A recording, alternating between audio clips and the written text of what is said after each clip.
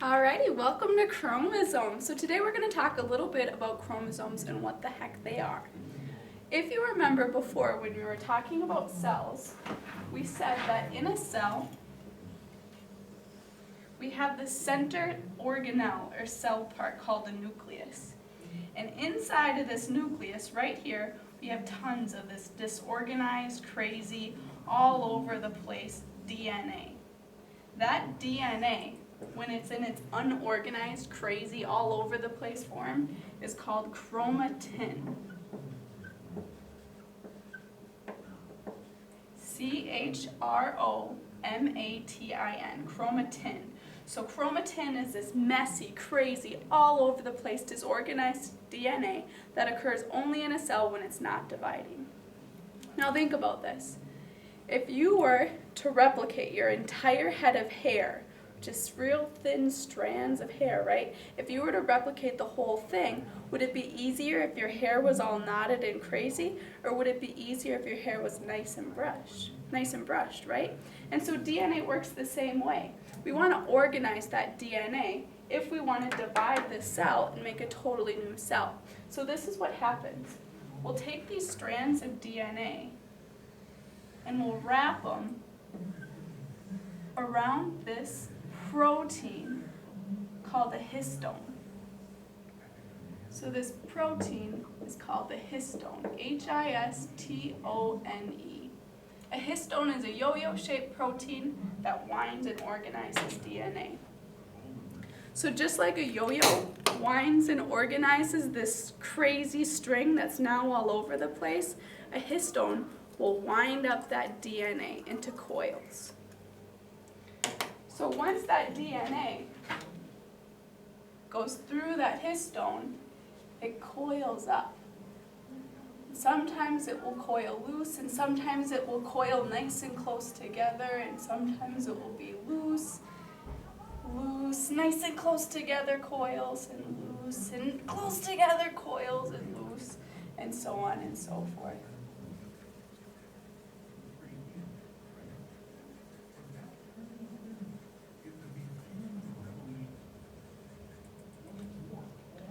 You can see that these histones, these proteins called histones, will wind up that DNA into these rods. And when two of those rods come together, they make this X-shaped thing. And this X-shaped thing is what a chromosome is.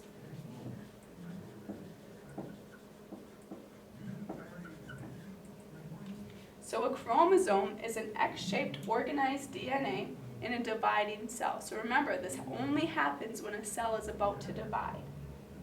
So this is what a chromosome looks like. There's different parts to a chromosome.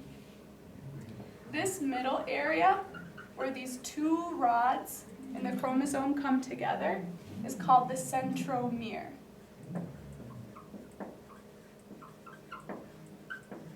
I remember that it's called the centromere because it has the word center in it. Center means like the middle, and it's the middle of the chromosome. All these different things coming out of the center of the chromosome are called arms.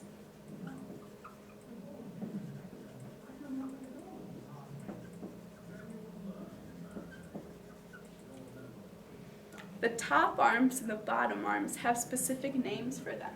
The top arms are called the P arms, and the bottom arms are called the Q arms.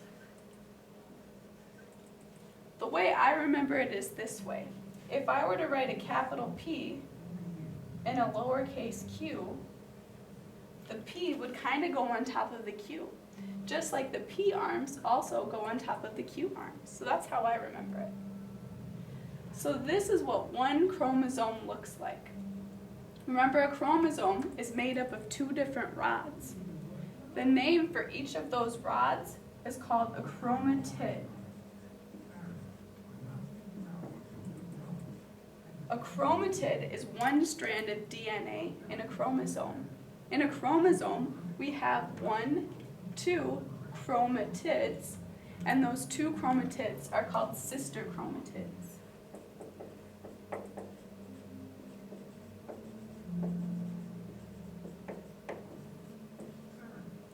The sister chromatids are both of the single rods put together to make a chromosome. So sister chromatids and a chromosome are the exact same thing. In our bodies, we have 1, 2 of each type of chromosome. Those 2 chromosomes that are exactly the same come from mom and come from dad. So when we have 2 of these chromosomes that look exactly the same, we call them homologous chromosomes.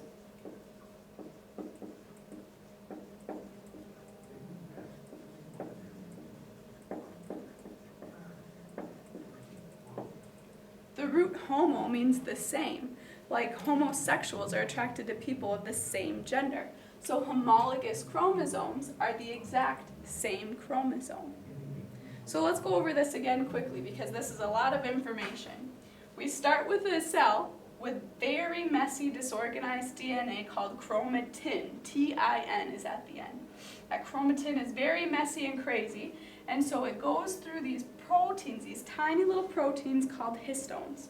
And those histones wind it up like a yo-yo, and so that DNA is now nice and coiled. So we have nice coiled DNA in an X shape called the chromosome.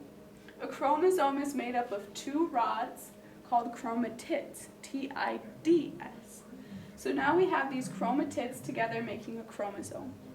We have 2 chromosomes that are the exact same type of chromosome. They have the exact same genes on them, maybe different versions of the genes, but they have the exact same DNA, same genes, just in different types.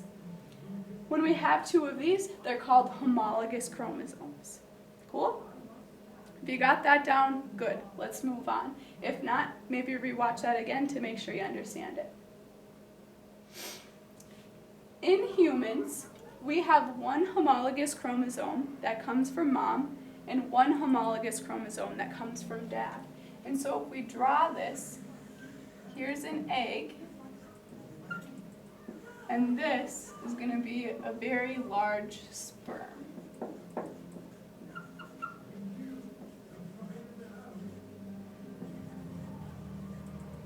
In mom, in the egg, we have 1 chromosome, and in a sperm, we have 1 chromosome also.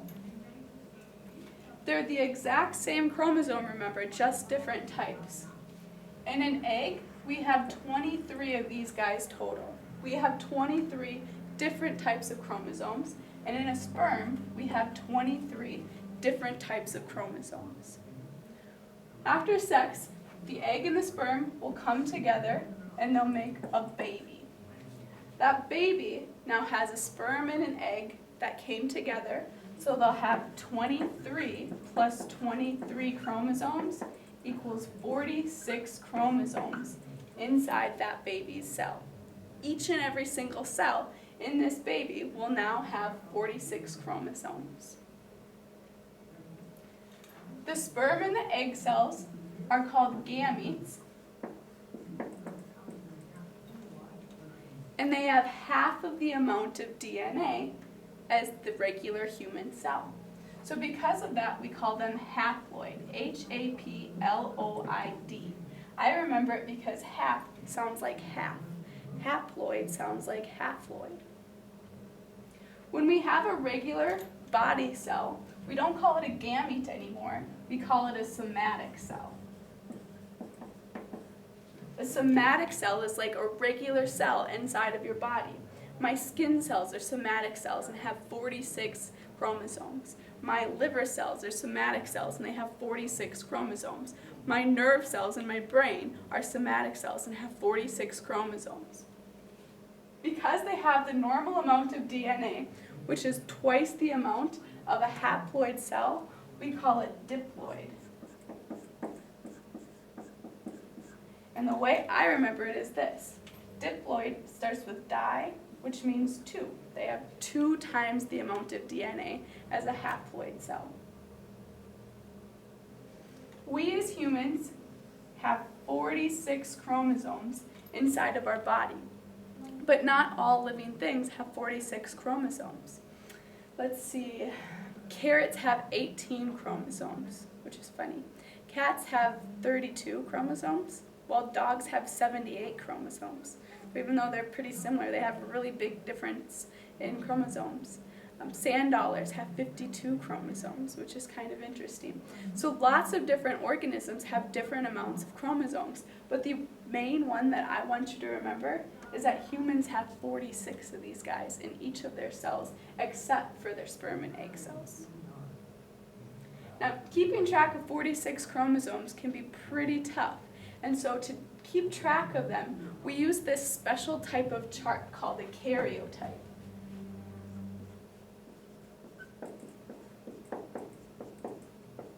A karyotype is a chart that organizes chromosomes by size and banding pattern. So here's an example of the beginning of a human karyotype.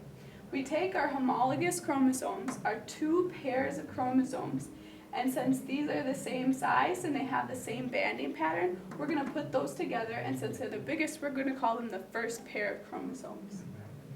This is the next biggest, and even though it has a different banding pattern than these ones, they have the same banding pattern as each other.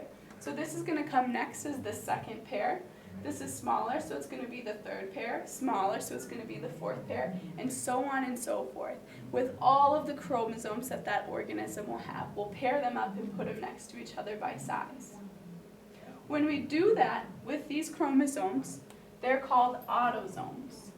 Not autosomes, autosome.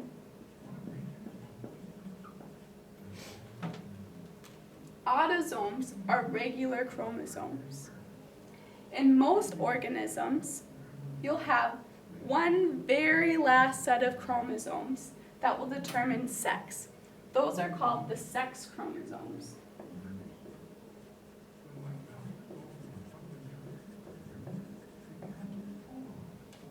So the sex chromosomes will determine the gender of the organism. In a female, there's 2 X chromosomes. I'm going to write girl here. And in a male, there's 1 X and there's 1 Y chromosome, and that is a boy.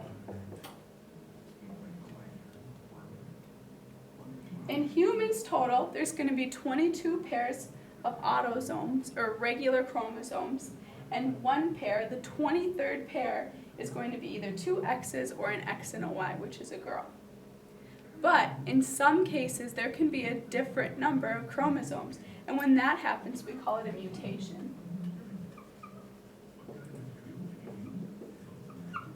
When there's a mutation with these chromosomes, usually what happened is there was some sort of abnormality or problem that happened in this process of meiosis, where we make sperm and egg cells. So because there was a problem with meiosis, either those chromosomes didn't get separated or something like that, we end up having maybe 3 of a chromosome type.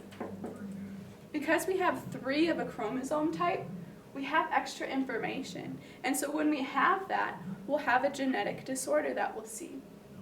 When someone has 3 of the 21st chromosome, that's called trisomy. Tri means 3. Trisomy 21, and this is called Down syndrome in layman's terms. So Down syndrome is when someone has a mutation with their 21st chromosome. They have an extra chromosome, which can lead to differences in their appearance. It leads to differences in cognitive ability sometimes. And sometimes having an extra chromosome can cause huge changes for that person. And sometimes the person is just very normal, very regular, and lives a great life. Usually, if one chromosome was missing, it'd be pretty tough for that person to live, because now that person wouldn't have the right amount of DNA. They wouldn't have that DNA coding for genes to make the proteins in the body, to make the body. And so because of that, a lot of times when a chromosome is missing, this will result in a miscarriage of the growing fetus, because not all the DNA is there to make the baby, which is kind of sad. Hopefully this made sense to you. If you have any questions, please let me know. I'm more than willing to help you.